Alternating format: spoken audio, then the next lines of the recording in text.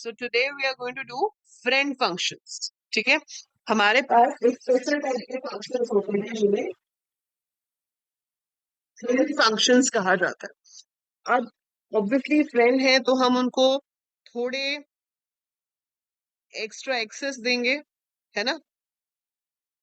आपके पास नॉर्मली क्या होता है, वी हैव अ रूल कि जो फंक्शन क्लास का मेंबर है वो क्लास के सारे डेटा मेंबर्स को यूज कर सकता है, फिर चाहे वो मेंबर्स प्राइवेट हो, पब्लिक हो, प्रोटेक्टेड हो, कोई भी मेंबर्स यूज हो सकते हैं, है ना।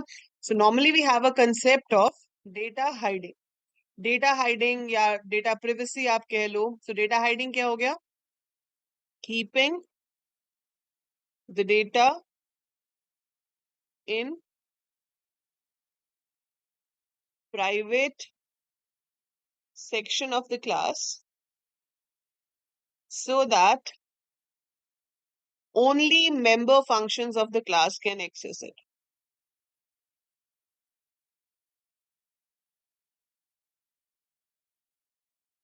बट अब हम इस चीज से अगेंस्ट एक काम करेंगे और वो है फ्रेंड फंक्शन। फ्रेंड फंक्शंस जो होंगे वो क्लास के मेंबर नहीं होते, राइट। फ्रेंड फंक्शन क्लास के मेंबर नहीं होते, सिर्फ फ्रेंड होते हैं। So these functions are defined outside the class.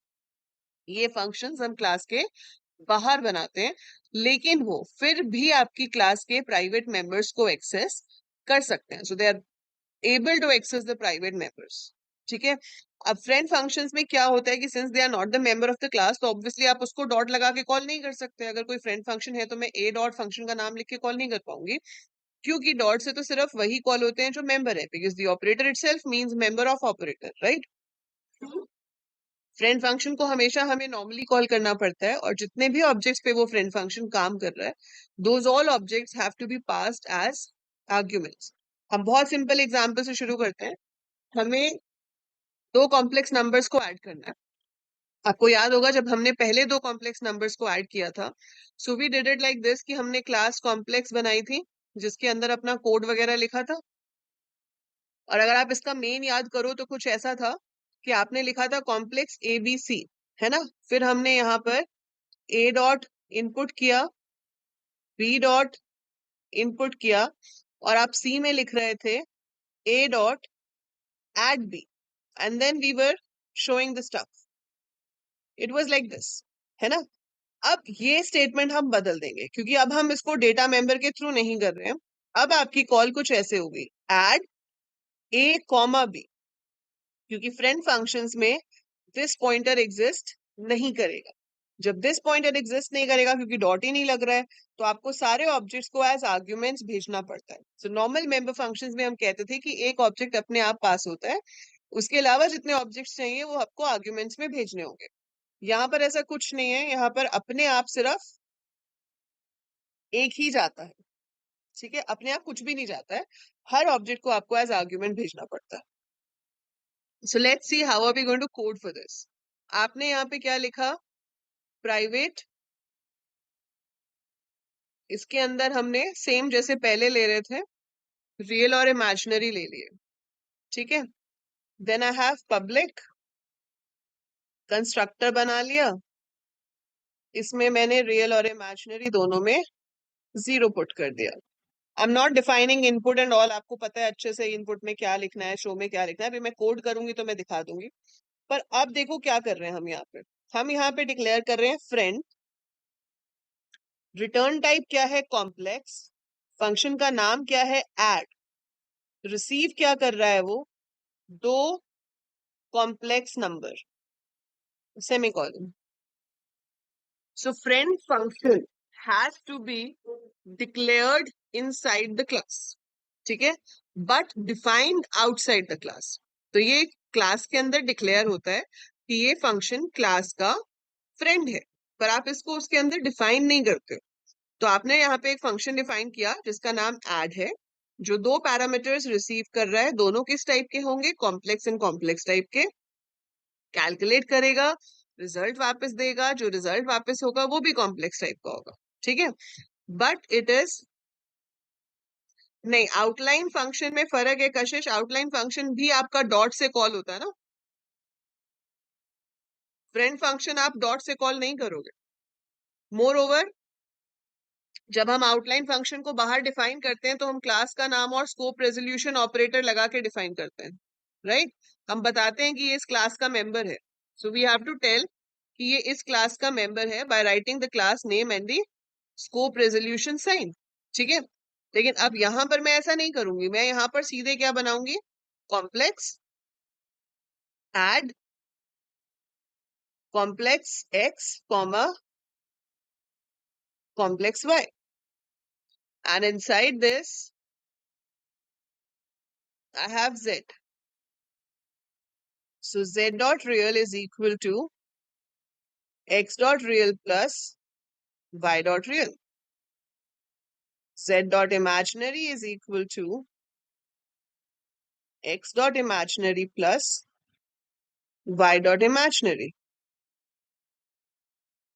And then I write return z. अब ये कहां से कॉल होगा, यहां से, इस तरीके से। तो ये a जो है ये x में आ जाएगा, जो b है वो y में आ जाएगा, और आप यहाँ पर इनको ऐड कर पा रहे हो। You are assessing the private members. Normal जो फंक्शन होता है जो क्लास का मेंबर नहीं है वो प्राइवेट मेंबर्स को एक्सेस नहीं कर सकता। So if we have a normal function which is not a member of the class, it can not use, data type नहीं कह सकते, बट एज अ कीवर्ड जो कि बता रहा है उस फंक्शन का टाइप, कि ये फंक्शन जो है ये फ्रेंड फंक्शन है। So as a data type तो नहीं, but yes, you have to write the friend keyword in front of it to specify कि वो normal function नहीं है। कहाँ मेंबर है कशिश, मैंने क्लास के बाहर बनाया है, और मैंने जब क्लास के बाहर बनाया है तो क्लास का नाम और स्कोप रेजोल्यूशन साइन भी नहीं दिया है उसके साथ। जो आउटलाइन फंक्शंस होते हैं जब आप उनको डिक्लेयर अंदर करते हो और डिफाइन बाहर करते हो तो आप वहां पर क्लास का नाम एंड स्कोप रेजोल्यूशन साइन देते हो, ये बताने के लिए कि ये फंक्शन इस क्लास को बिलोंग करता है। पर यहाँ पर हमने उसको नहीं बताया कि ये फंक्शन किस क्लास को बिलोंग करता है। आपने सिर्फ रिटर्न टाइप लिखा है कॉम्प्लेक्स, फिर आपने फंक्शन का नाम लिखा है और ब्रैकेट में आपने पैरामीटर्स रिसीव किए हैं।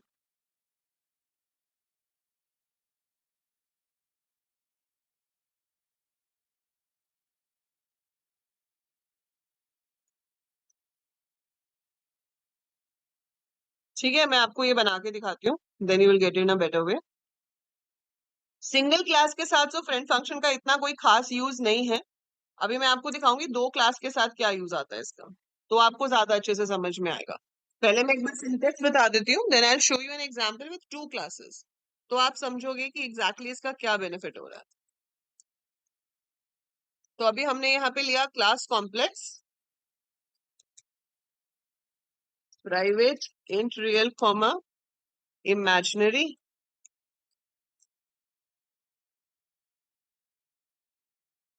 पब्लिक,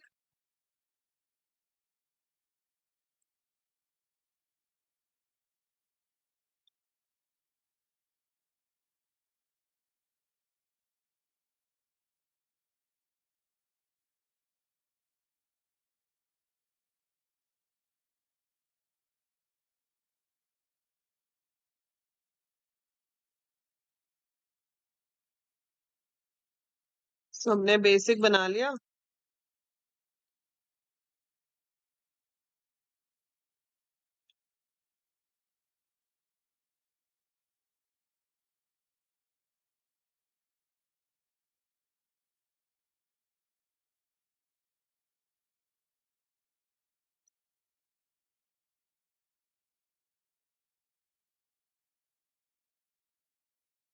ठीक है, मैंने इनपुट कर लिया, मैंने शो कर दिया।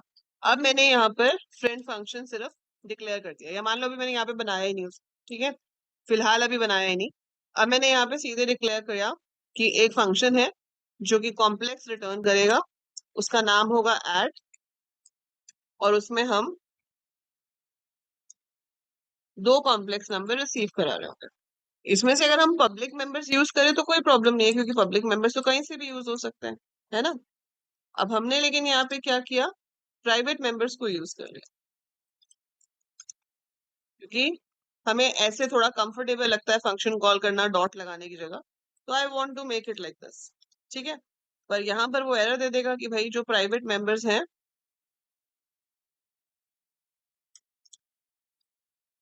वो यहाँ असेसेबल नहीं। तो यहाँ पर आपने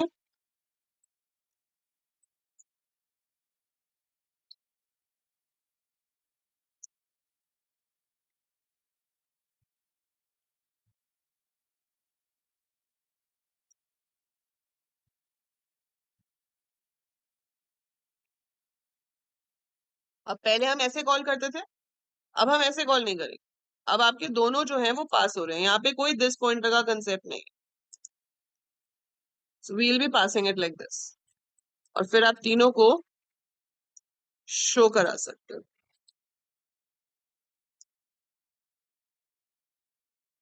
ठीक है, फिलहाल अगर मैं रन करूंगी तो एरर आएगा, क्योंकि obviously private members are not accessible like this.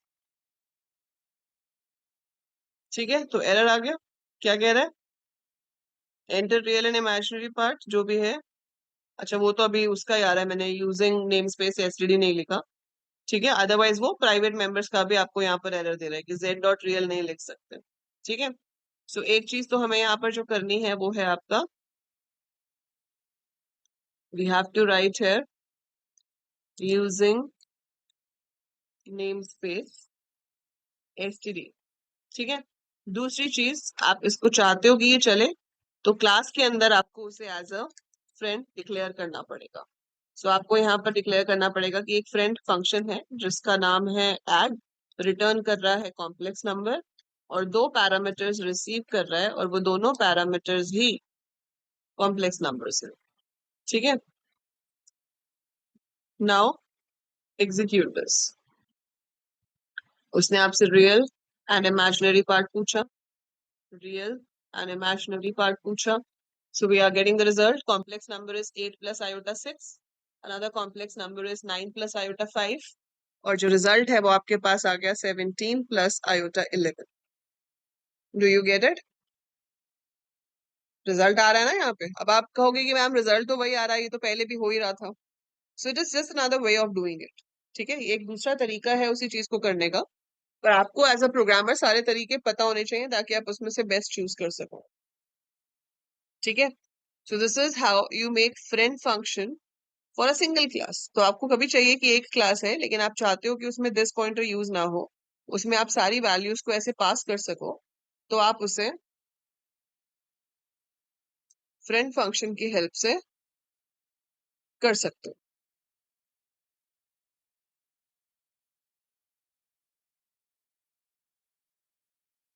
Complex class के अंदर दे दी इसकी डिक्लेरेशन, तो इससे हम कह सकते हैं कि बिलोंग नहीं कर रहा, उसका फ्रेंड है, मेंबर नहीं है, फ्रेंड है। So there is a difference between being a member and a friend. ठीक है, तो ये उस क्लास का फ्रेंड है लेकिन उस क्लास का मेंबर नहीं। फर्क क्या है उसमें बेसिकली, कि जो अगर मेंबर होता है तो उसमें दिस पॉइंटर में आपका एड्रेस जाता है, उसको आप डॉट के साथ कॉल करते हो। ठीक है, तो अगर वो मेंबर होता तो हम उसे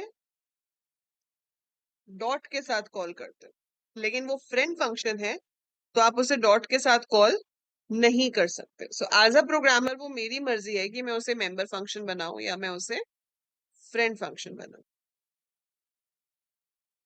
ठीक है, अगर आप लोग अपने प्रोग्राम्स इसमें डालना चाहते हो C++ वाले, तो मुझे अपना गिटहब का आईडी भेज देना, तो मैं आपको यहाँ से कोलैबोरेटर ऐड कर दूंगी। राइट हितेश? तो अगर आप कुछ भी क्रिएट कर रहे हो तो आप इसमें कोलैबोरेट कर सकते हो, मतलब आप अपने गिटहब पे तो डाल ही सकते हो, अलॉन्ग विद दैट वो मेरे वाले इसमें भी शो हो जाए। ठीक है, मुझे मैसेज कर देना अपना, आपका गिटहब आईडी क्या है, तो I send you a collaboration request.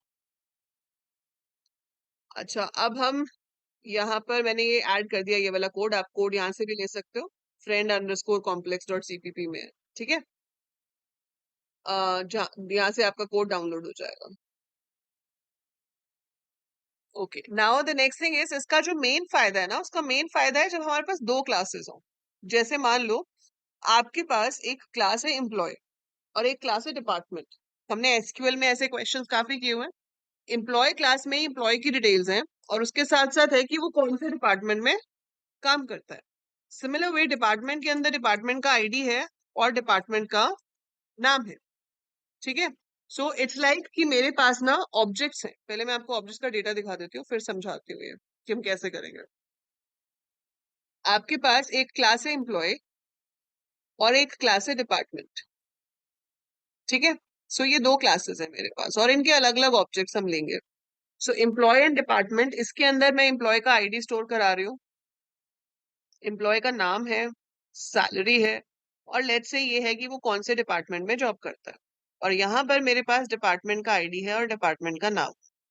अब मुझे इस ऑब्जेक्ट को इस ऑब्जेक्ट के साथ कंपेयर करके बताना है कि ये एम्प्लॉय इस डिपार्टमेंट में काम करता है या नहीं।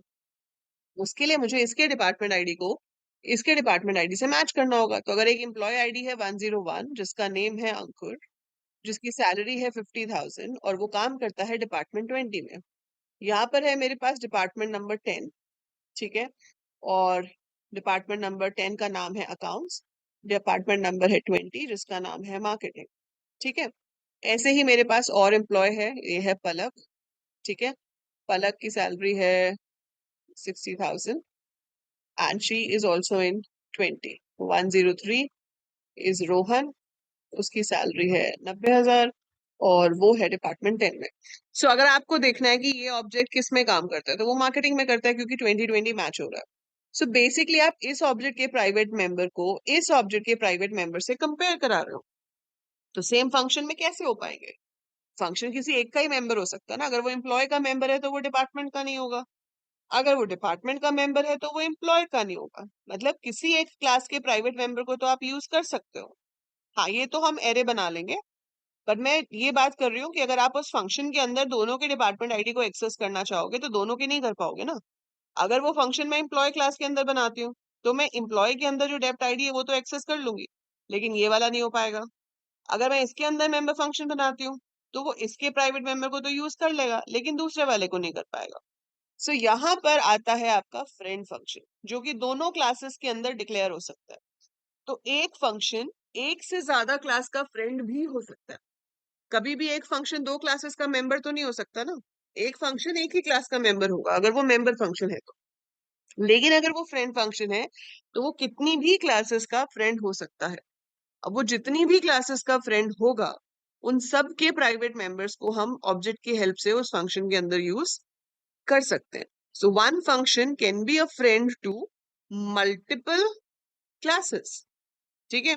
और वहां पर हम उसके प्राइवेट मेंबर्स को आपस में कंपेयर करा सकते हैं। तो ये फर्क है आपका फ्रेंड फंक्शन और नॉर्मल फंक्शन में, कि नॉर्मल फंक्शन हमेशा एक ही क्लास को बिलोंग करता है। Friend function can be friend with multiple classes. जैसे मैंने यहाँ पर अब एम्प आईडी ले लिया, एक डेप्ट आईडी हो गया, सैलरी हो गया, कैर नेम 40 हो गया, ठीक है। कंस्ट्रक्टर वगैरह नहीं बना रहे, हम इनपुट ले लेते हैं सीधे। सो इनपुट के अंदर मैंने पूछा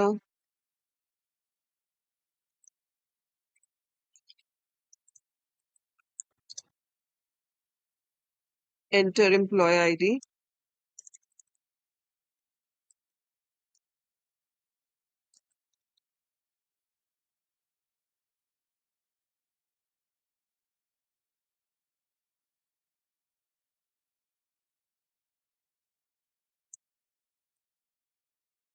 enter name,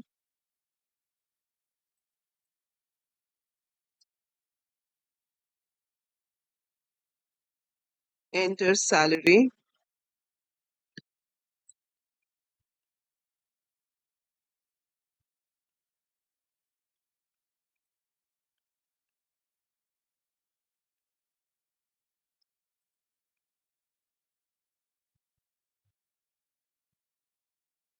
enter department ID, ठीक है। ये चीजें मैंने यहाँ पे इनपुट करवा ली। इसी को हम शो भी करा सकते हैं, पर मैं अभी यहाँ पे शो नहीं करा रही हूँ, ठीक है। मैं यहाँ पे सीधे अब फ्रेंड फंक्शन डिक्लेयर कर रही हूँ। इफ यू वांट, यार कर ही देते हैं, चलो शो सी आउट बैकस्लैश n। यहाँ पर आपने प्रिंट करा दिया एम्प आईडी, देन मैंने दे दिया बैकस्लैश t, मतलब मैं एक रो में प्रिंट करा दूंगी टैब्स देके, ठीक है। तो फिर से हमने क्या दे दिया, \t, नेम के बाद आ गई salary, \t and then dept ID और एंडर। ठीक है, ये मैंने शो बना दिया। अब यहाँ पर डिक्लेयर किया फ्रेंड, रिटर्न तो मुझे कुछ नहीं करना है, तो वॉइड, और चेक करना है। चेक के लिए मैंने फंक्शन बनाया, चेक नाम दे दिया, and it should receive one object of class employee and one object of class department. So ये मैंने डिक्लेयर कर दिया। ठीक है, अब मुझे ऐसी ही सिमिलर क्लास चाहिए डिपार्टमेंट के लिए। So you want similar class for department, तो इसको मैंने किया कॉपी, और इसके बाद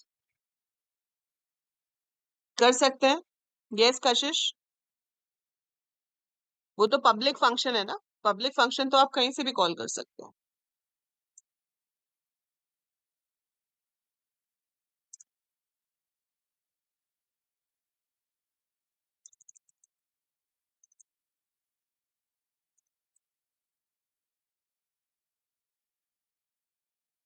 So I have class department,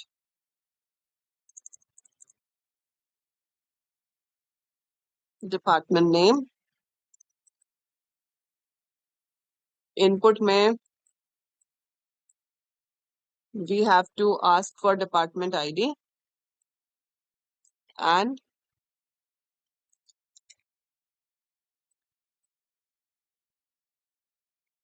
name of the department. So we input the department name and then आपने इसको शो करा दिया, and same declaration I have over here. ठीक है, बिल्कुल सेम जो ऊपर डिक्लेरेशन थी वही डिक्लेरेशन मेरे पास यहाँ पे भी है। So I have the same declaration, right? अब यहाँ पर आपको ऑब्जेक्ट्स लेने होंगे। यहाँ पे आप एरे भी ले सकते हो, सिंगल सिंगल भी ले सकते हो। पहले मैं आपको एक सिंगल लेके दिखाती हूँ। So I have employee E1, E2 and I have department D1 only. So मैंने E1 डॉट इनपुट किया, E2 डॉट इनपुट किया, D1 डॉट इनपुट किया, and then I want to show कि कौन सा एम्प्लॉय किसमें काम करता है। तो check E1, D1 and then I call check E2, D1। So वो दोनों को चेक करके बताएगा। ठीक है, अब इस पूरे प्रोग्राम में एक छोटी सी प्रॉब्लम है। वो प्रॉब्लम ये है कि जब वो इस लाइन पे आता है, यहाँ पे कंपाइलर है ना, ऊपर से नीचे तक करता जा रहा है कन्वर्ट, पर जैसे ही वो इस लाइन पे आएगा friend void check employee department, उसके कान खड़े हो जाएंगे। कान खड़े हो जाएंगे, या उसका क्या कहेंगे, स्कैनर जो कर रहा है ना, वो कहेगा भाई डिपार्टमेंट कौन है, ये कहाँ से आया, ऊपर तो कहीं है ही नहीं कुछ भी department, how does it know department क्या चीज है। उसको क्या पता डिपार्टमेंट क्या है, तो वो वहां पर आपको एरर दे देगा। वो डिपार्टमेंट पे एरर दे रहा है, कह रहा है ये क्या चीज है, department has not been declared, उसको पता ही नहीं कि डिपार्टमेंट क्या है। तो यहाँ पर एक कंसेप्ट यूज होता है जिसे कहते हैं forward declaration of a class. ठीक है, अभी तक हमने क्लास सीधे डिफाइन करी है, आज हम पहली बार ये कर रहे हैं कि हम क्लास को डिक्लेयर करके छोड़ रहे हैं। तो मैंने क्या लिखा ऊपर, class department semicolon, class department semicolon, that means I'm declaring the class and I'm leaving the thing over here. So ये क्या है, forward declaration, कि ये word जो है department, this is going to be a class defined later in the program. So it's a forward declaration of the class telling the compiler कि आगे ये word use होगा, तो ये एक class है, लेकिन define हम इसको बाद में कर रहे होंगे। ठीक है, so define हम इसको बाद में कर रहे होंगे, तो that is okay, please accept it. So if I run it will accept it। अब एरर कुछ और है, अब एरर है id returned 1 exit status, undefined reference to check। अच्छा, बनाया ही नहीं, फंक्शन डिक्लेयर करके तो छोड़ दिया, डिफाइन तो किया ही नहीं हमने, है ना। हमने फंक्शन दोनों क्लासेस में डिक्लेयर तो कर दिया, बट हमने डिफाइन तो किया ही नहीं कि फंक्शन करेगा क्या। सो आपको ये भी तो डिफाइन करना है that what your function is going to do. अभी आपने सिर्फ बता दिया कि भाई ये फ्रेंड फंक्शन है इस क्लास का और ये फ्रेंड फंक्शन है इस क्लास का, बट मैंने उसको कहीं पे बनाया तो है ही नहीं, कोड तो लिखा ही नहीं। सो अब मैं उसका कोड लिखूंगी, किसी भी क्लास के अंदर नहीं होगा code. This code is outside both the classes. ना तो ये एम्प्लॉय क्लास के अंदर है, ना ही ये डिपार्टमेंट क्लास के अंदर है। और इसके अंदर आप क्या चेक करोगे कि if E dot dept ID is equal to D dot dept ID, अगर तो मैच करता है तो हम प्रिंट करेंगे E dot name works in d dot dname. So e dot dept id double equal to d dot dept id. So e dot name works in d dot dname. So you execute it.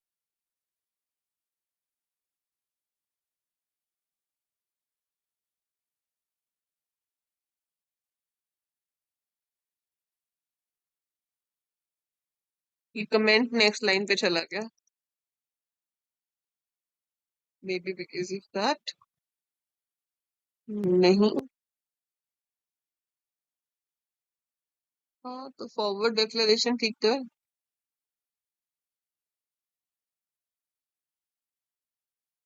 Incomplete type क्यों? मैंने बनाया class employ, ठीक है। अच्छा ठीक है, मैंने इसको पहले डिफाइन कर दिया। It has to be defined after both the classes are defined. So जब दोनों क्लासेस डिफाइन हो जाएंगी लास्ट में इट शुड बी डिफाइंड।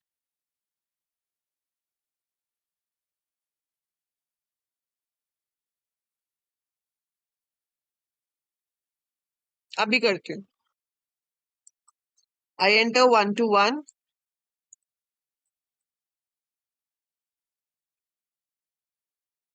कशिश कितनी सैलरी चाहिए आपको? स्टार्टिंग इतनी दे देते हैं। कशिश is working in department ID 10 134। Hitesh, Hitesh is working in department number 20। ये है department number 10 coding. So Kashish works in coding आया, लेकिन हितेश वर्क्स इन कोडिंग नहीं आया, है ना? सो कशिश वर्क्स इन कोडिंग आया, लेकिन हितेश वर्क्स इन कोडिंग नहीं आया यहाँ पे। क्यों नहीं आया?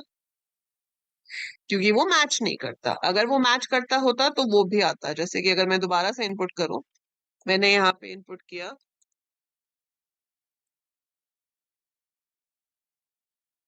और सैलरी इनपुट की, डिपार्टमेंट नंबर इनपुट किया 10, and if I enter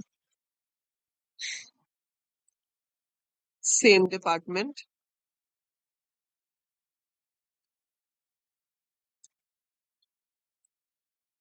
so दोनों का आ गया इस बार, है ना? सो आपने क्या किया, जब आपको दो क्लासेस के प्राइवेट मेंबर्स को यूज करना है तो आपने फ्रेंड फंक्शंस की हेल्प से किया। तो हमने क्लास डिपार्टमेंट को फॉरवर्ड डिक्लेयर कर दिया, फिर हमने एम्प्लॉय क्लास बनाई नॉर्मल, और उस एम्प्लॉय क्लास के अंदर हमने एक फ्रेंड फंक्शन को डिक्लेयर करके छोड़ दिया।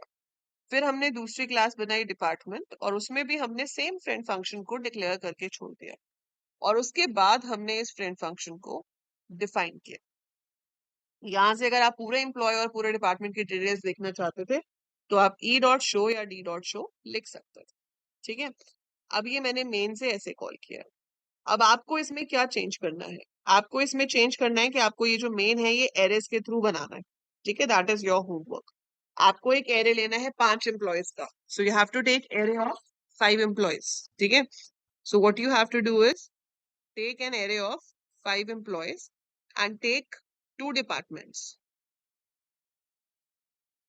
सो take array of 5 employees and take 2 departments, और बताओ कि 500 एम्प्लॉय में से कौन सा एम्प्लॉय कौन से वाले डिपार्टमेंट में काम करता है।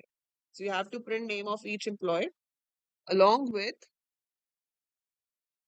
their name of department। हो जाएगा? क्वेश्चन समझ में आया? I'll add this also as a file. Create new. So ये वाला जो कोड है आपको चाहिए तो आप यहाँ GitHub से डाउनलोड कर सकते हो. I'm putting it over here. इसका नाम मैं दे देती हूँ friend2.cpp.